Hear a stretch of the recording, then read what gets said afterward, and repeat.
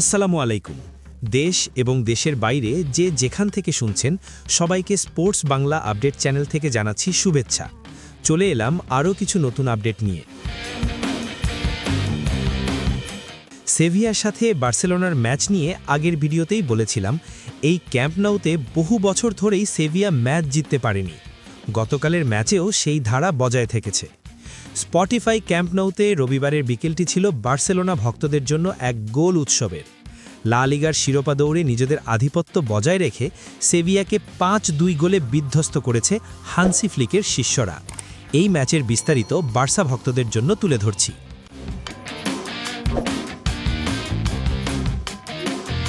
বার্সেলোনার দুর্দান্ত পারফরমেন্সের ওপর ভিত্তি করে এই ম্যাচের শিরোনাম হতে পারে এই রকম: সেভিয়াকে উড়িয়ে লিগ টেবিলের শীর্ষে বার্সা।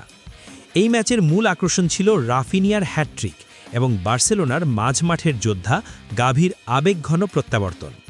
লা লিগার শিরোপা দৌড়ে নিজেদের আধিপত্য বজায় রেখে সেভিয়াকে 5-2 গোলে বিধ্বস্ত করেছে হান্সি ফ্লিকের শিষ্যরা। লিগ টেবিলের শীর্ষে থাকা বার্সেলোনা 5-2 গোলের বড় জয়ে রিয়াল মাদ্রিদের চেয়ে 4 পয়েন্টে এগিয়ে থেকে 28তম ম্যাচ ডে শেষ করল। ম্যাচের শুরু থেকে শেষ পর্যন্ত বার্সার দাপটের সামনে সেভিয়া ছিল একেবারেই অসহায়। পুরো ম্যাচে যতক্ষণ খেলেছেন ততক্ষণ জুড়েই ছিল রাফিনিয়ার তাণ্ডব। ম্যাচের শুরুতেই সেভিয়ার ডিফেন্সের ভুলে দুটি পেনাল্টি পায় বার্সা। 9 মিনিটে জোয়াও কানসেলোকে ফাউল করায় প্রথম পেনাল্টি থেকে গোল করেন রাফিনিয়া। এই জোয়াও কানসেলো বার্সায় যোগ দেওয়ার পর থেকে আমার কাছে সবথেকে ভালো লেগেছে তার মুভমেন্টগুলো। খুব দ্রুত যখন তখন পেনাল্টি বক্সে ঢুকে পড়েন এবং সবসময় গোল করানোর জন্য ডি বক্সে ক্রস করার জন্য একটা তাগিদ থাকে জোয়াও কানসেলোর খেলায়। 21 মিনিটে পেনাল্টি বক্সে সেভিয়ার ডিফেন্ডারের হ্যান্ডবল থেকে পাওয়া দ্বিতীয় পেনাল্টিতেও বল জালে জড়াতে ভুল করেননি ব্রাজিলিয়ান রাফিনহা। এছাড়াও উল্লেখ করার মতো হল দানি ওলমো ও কানসেলোর ম্যাজিক। 38 মিনিটে 16 গজ দূর থেকে এক দুর্দান্ত ফিনিশিংয়ে স্কোর লাইন 3-0 করেন দানি ওলমো। আর 51 মিনিটের মাথায় ফেরমিন লোপেজের পাস থেকে হ্যাটট্রিক পূর্ণ করেন অধিনায়ক রাফিনিয়া।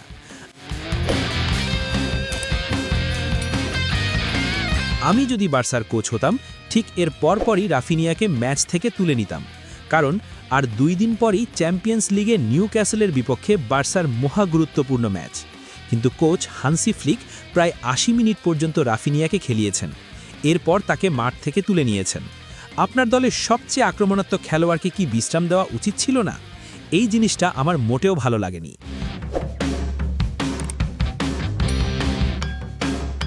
অন্যদিকে 60 মিনিটে মাঝমাঠ থেকে একাই বল টেনে নিয়ে গিয়ে দর্শনীয় এক সোলো গোল করেন রাইট ব্যাক জোয়াও কানসেলো। দেখার মতো এক গোল ছিল সেটা। তবে বাংলাদেশ পাকিস্তানের উত্তেজনাপূর্ণ ক্রিকেট ম্যাচে চোখ রাখায় এই গোলটি আমি মিস করে ফেলেছি। সেভিয়াও কিছুটা লড়াই করেছে।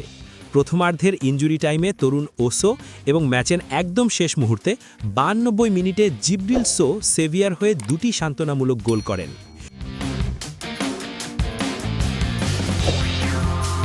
ম্যাচের মোমেন্ট ছিল প্রায় 6 মাস পর ইনজুরি থেকে গাভির ফেরা।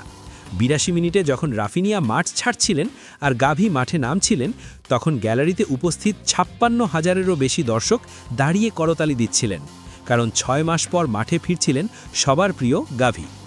অগাস্টের সেই ভয়াবহ ইনজুরি কাটিয়ে তার এই প্রত্যাবর্তনই ছিল আজকের বিকেলের সবচেয়ে সুন্দর দৃশ্য।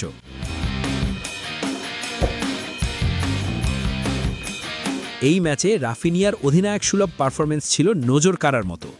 রাফিনিয়া এখন কেবল একজন উইঙ্গার নন, তিনি বার্সার নাম্বার 1 ক্যাপ্টেন। হ্যাট্রিক করার পাশাপাশি তার ওয়ার্ক রেট এবং প্রেসিং ছিল দেখার মতো। এছাড়াও তরুণ তুর্কি জাভি এসপার্টের নজর কাড়া অভিষেক ঘটেছে। 18 বছর বয়সী লা মাসিয়া গ্র্যাজুয়েট জাভি এসপার্ট আজ প্রথমবারের মতো মূল একাদশে সুযোগ পেয়েছিলেন এবং পুরো 90 মিনিট খেলেছেন। রক্ষণে তার পরিপক্কতা এবং বলের ওপর নিয়ন্ত্রণ দেখে মনেই হয়নি এটি তার প্রথম পূর্ণাঙ্গ ম্যাচ। বার্সার ডিফেন্সে তিনি হতে যাচ্ছেন এক নতুন সম্পদ।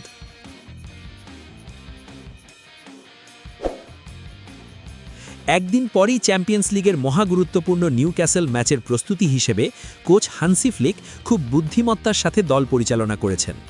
বুধবার নিউক্যাসলের বিপক্ষে চ্যাম্পিয়ন্স লিগের বড় ম্যাচ সামনে রেখে তিনি প্রথমার্ধের পরই পেদ্রিকে তুলে নেন এবং দ্বিতীয়ার্ধে লামিন ইয়ামালকে নামিয়ে ম্যাচের ছন্দ ধরে রাখেন। বার্সেলোনা এই ম্যাচে অনেক বেশি ডিরেক্ট ফুটবল খেলছে। মাঝমাঠে অহেতুক পাস না দিয়ে সরাসরি আক্রমণে গিয়ে গোল করার তীব্র প্রচেষ্টা চোখে পড়েছে। ম্যাচের স্কোর লাইনেও তার প্রমাণ। 5-2 গোলে সেভিয়ার মতো দলকে উড়িয়ে দিয়েছে বার্সা। এবার নেক্সট মিশন চ্যাম্পিয়ন্স লিগ, নিউক্যাসলের বিপক্ষে একটা ডু অর ডাই ম্যাচ। আপাতত এ পর্যন্তই। সবাই ভালো থাকুন, সুস্থ থাকুন, নিরাপদে থাকুন, এই প্রত্যাশায় আল্লাহ হাফেজ।